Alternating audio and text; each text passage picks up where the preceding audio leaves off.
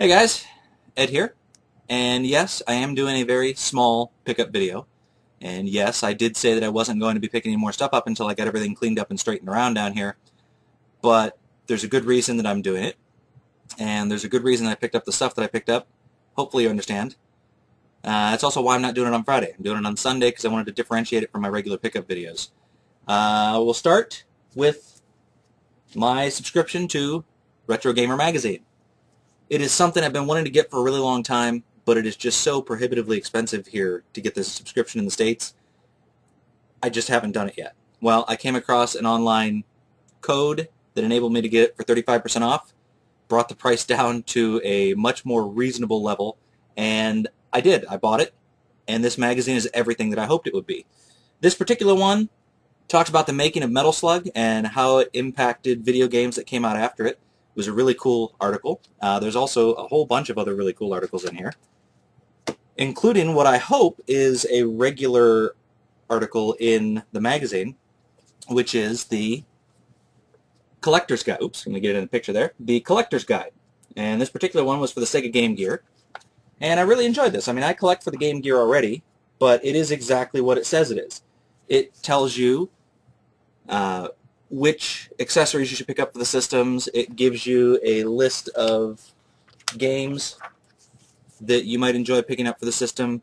It gives you a little bit of a timeline, a little bit of history, all kinds of really good information, and I think I'm really going to enjoy that article in this particular magazine. It even gives a complete listing of all the PAL games anyway, not the North American releases, but still a really cool thing to have, and I am very happy that I have a subscription to this. It's unlike any other magazine I've read about gaming, recently anyway. I'm going to thoroughly enjoy that subscription, and I'm fairly certain that I will be willing to pay for a subscription in the future, so I would highly recommend it to anybody that would be interested in reading about retro games. Excuse me, very phlegmy today. The next thing I picked up, and I think that this was perfectly allowed based on my rules, because it's not technically a video game. It is Atomic Arcade Pinball. It is from 1979. I think it was 79 or 77. I can't remember. And it is complete in the box, and it is awesome looking. Unlike the pinball games that you find nowadays in the stores, this one has actual bumpers, so the ball gets in there, it gets flung out. I don't have batteries for it yet. It takes 5 D-cell batteries. But once I get a chance to pick those up, slap them in here, I'll try it out, and I'll let you guys know if it's as cool as it seems like it would be. And my final pickup that I'm going to show on this video, I'll give a little bit of backstory to this first. I told you guys that my wife has started watching my videos, and she's getting more of an appreciation for why I do this. And, well, after watching one of my videos, she said, "Hey, I didn't realize you were getting things so cheaply by going to thrift stores and going to flea markets. So can you keep an eye out for something?" And she told me she wanted me to keep an eye out for, like, window shutters or, I don't know, I really wasn't paying attention. But when I was looking for her stuff, I ran across a thrift store. The color of the day, I think it was like green for 50% off, and purple was the color for $1.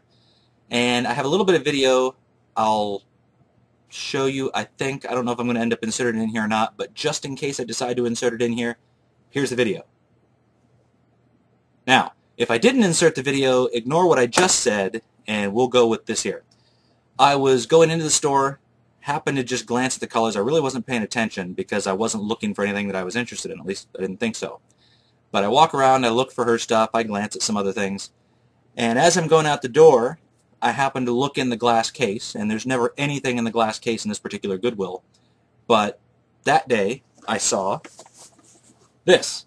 It is a Sega Game Gear case. And the purple sticker has fallen off. I'm not sure where it went. But if you happen to see the video, if I remembered to put it in there, you will have seen the sticker on here. I think it was $37, I think, or $37.50 or $35, 30-something, whatever. But it was purple.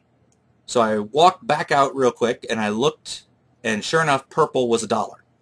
I thought, well, I'll have to check this out.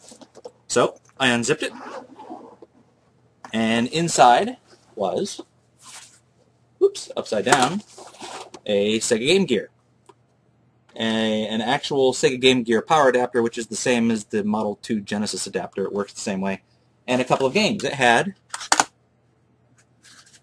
NFL 95 and Sonic Triple Trouble. And I thought, hey man, for $1, I'm going to buy that. And the reason I wanted to buy it is it had the covers on the back of the system, which when I bought my Game Gear, which is in much better condition, it came with this thing. It's a rechargeable battery pack, and the covers were missing. So I was just going to swipe the covers off of it and use mine. Well, turns out that when I got it home, I wiped it down a little bit. There's still a few light scratches on the screen. It actually works. Let me see here. Plug game into it. Okay, that's embarrassing. Yes, I still blow on cartridges. Try that again. Oops. Sorry, my lighting in here is terrible.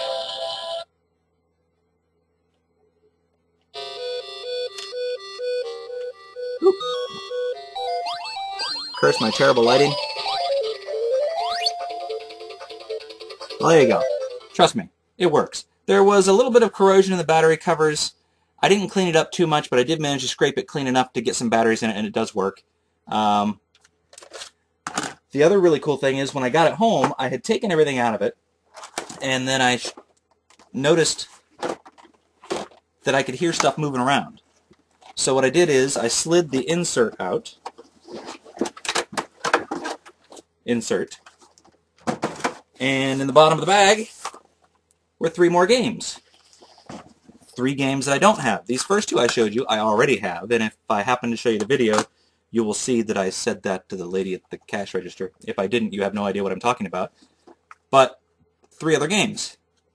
Streets of Rage, Road Rash, and one of my favorite games for the Genesis, Shakan the Forever Man.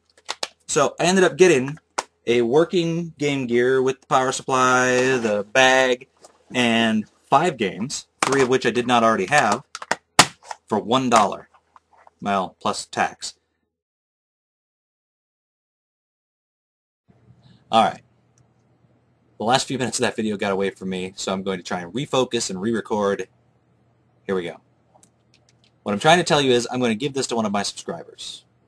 And the reason I'm going to do that is because I'm not going to keep it for my collection because I already have one that's in better condition. And I'm not going to make enough money for it, selling it on eBay, that it's going to be worth my time to actually post it. So it would be easier if I just gave it to you guys. The initial idea came from Ryan right now. One of his videos, he had a couple of retro computer systems that he said, you know, that's got these issues. I haven't tried them out for various reasons. If you guys want them, let me know. Send me the shipping cost, and you can have it. And I thought, man, that's a really cool thing to do. And when I saw this and I started thinking about it, I wanted to do the same sort of thing. And as a matter of fact, I want to make it a regular thing. I travel a lot for work.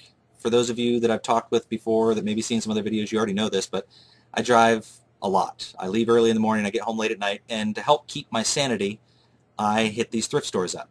And I also hit about 30 plus thrift stores every week and several video game resale shops now and then. And I run across a lot of things that I don't buy. Now, I buy things for 2 reasons, either to put in my collection or to sell to make money to fund my collection. So when I run across something that's kind of in between, like this one, where I wanted parts from it or something, but it's not going to make enough money for me to be worth my time to sell it on eBay, or when I run across something that I'm not going to collect for, but it's still a really good deal, I want to offer it to you guys. And like I said before, all I'm asking for is that you send me the shipping cost, and I'll work it out. What I want you to do is send me a PM, let me know that you're interested, and then we'll figure out what the shipping cost is going to be, and I'll let you know. Now, you will require a PayPal account for this. That is the only way I'm going to accept payment Sorry for those of you that don't have them. They're not very difficult to sign up for. It's not really complicated. But that's the only form of payment that I'm going to accept, just to keep things simple. But if you have a PayPal account, we'll do the transfer, I'll ship the packing label, and it'll come to you. I suppose on occasion I might pick up something that's just really cool for maybe a little bit more money. I mean, this one's $1, so I'm not asking for anything, but, you know, I might occasionally ask you to send me what I paid for the item. You know, if it was $10, so send me $10 plus shipping and it's yours. So, I don't know. We'll figure all that out later. But to all my subscribers, thank you, and I'm going to do this sort of thing as a thank you. And like I said, keep an eye out for videos in the future where maybe I show something. To my new subscribers that OldSkoolBrian sent me, welcome. Thank you very much for subscribing. Thank you very much, OldSkoolBrian, for posting that video. You didn't have to do it, I told you, but you know what? You did, and I appreciate it. So thank you very much to everybody, including OldSkoolBrian. Have a good week, guys.